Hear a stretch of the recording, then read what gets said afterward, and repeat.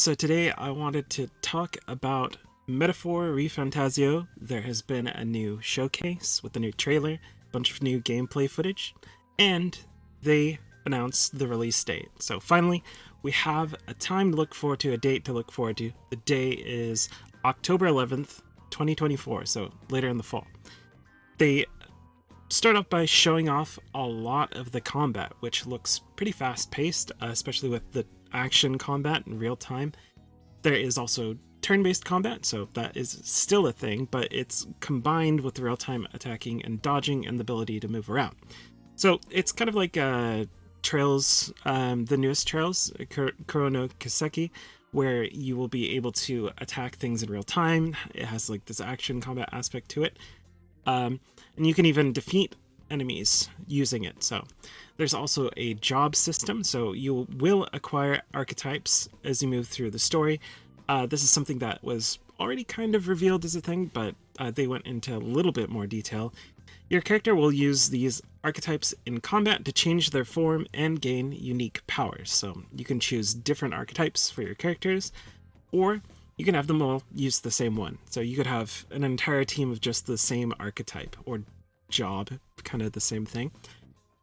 They've also tried to make the game a lot more fast-paced through the action combat, which means making it possible to defeat weaker enemies with the action combat in a quick manner. So you'll see these enemies kind of highlighted in blue. I think you have this sort of Witcher sight thing going on, which will mark the enemies. They can either be blue, that will indicate that they're a lower level.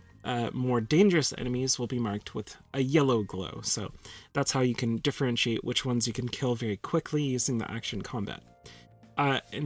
In order to initiate turn-based battles, you call in your squad. There's a squad button that shows up on the screen, a prompt.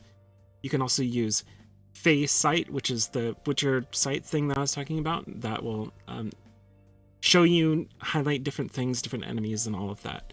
You can move around using a hoverboard, and that's something that we saw a little bit of. They went into a bit more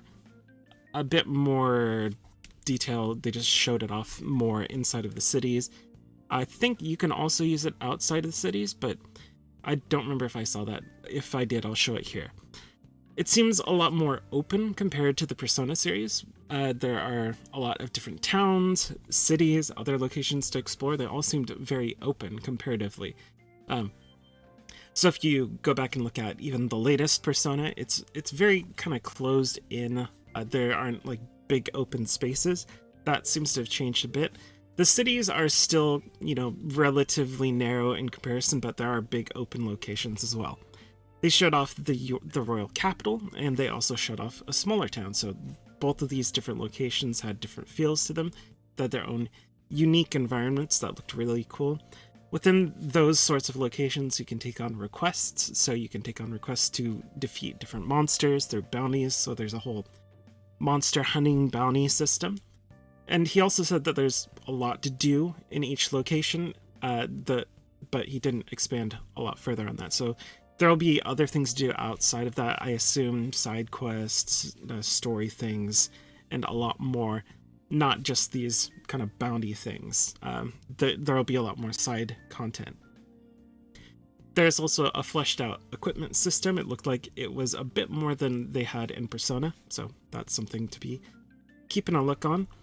And they also went into more detail about the people that are working on the game. I think they went over these a bit, but Shoji Meguro, he's the composer. He has been given the leeway to do a bit more of whatever he likes, and he's not really constrained by the usual style that you would hear in Persona, which is a bit more pop. He kind of wanted to make his own thing, so you'll notice that the music sounds a lot. It sounds really cool. I really like how it sounds. Shoji Meguro was the composer on past Personas. He's also joined by the concept artist, Kota Kazuma. He was the artist from Nier Automata. So he'll be, I think he did concept art for a lot of the big backgrounds and all the locations and stuff like that. Mechanical designs were done by Ikuto Yamashita, who did designs in Neon Genesis Evangelion, which is really cool because those are really cool designs. So they also confirmed that you're attempting to claim the throne along with a group of other hopefuls, and that they have their own spin on that idea. Any individual of any social status can join in the attempt to become the king or the queen. Along the way, you'll encounter rivals and these scary things called humans. So apparently the humans are the monsters in this situation, which is kind of a fun idea. There will also be many diverse tribes in the world that you'll encounter, different types of people, different races. So you saw that in the party. I think there is even this sort of bat-looking guy. Looked pretty cool. Our world, so the world of Earth, is the fantasy world of the inhabitants of this universe. So there will be different things. Looking at us is their fantasy, which is kind of interesting.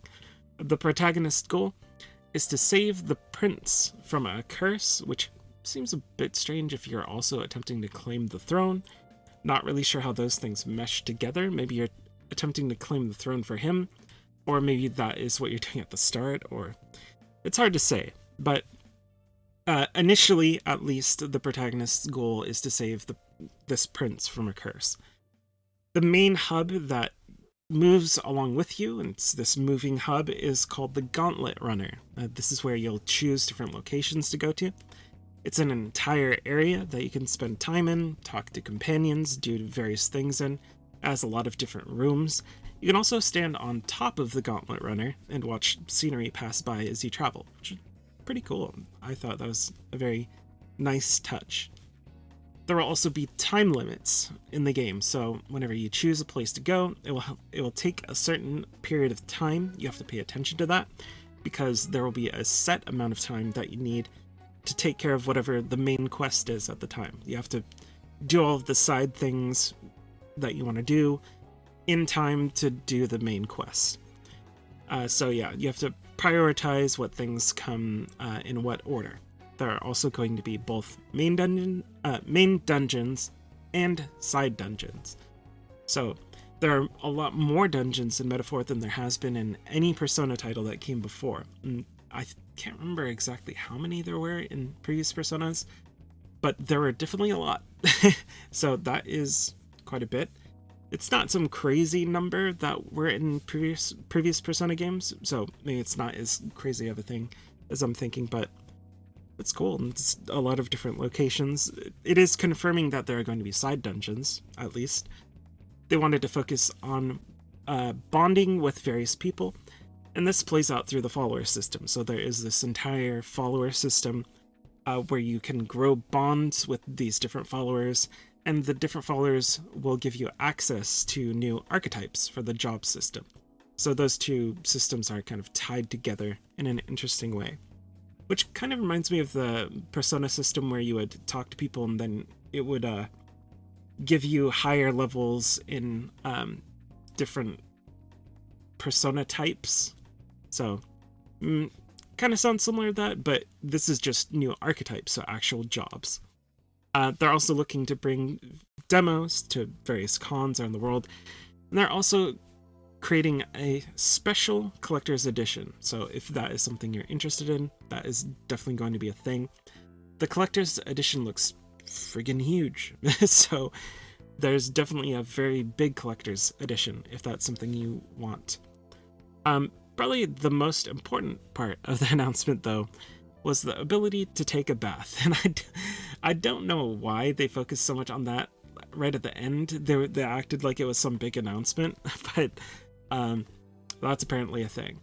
Yeah, that is most of the information that they went through in the showcase. If you want to go check the showcase out, I can put a link to that and you can see it for yourself.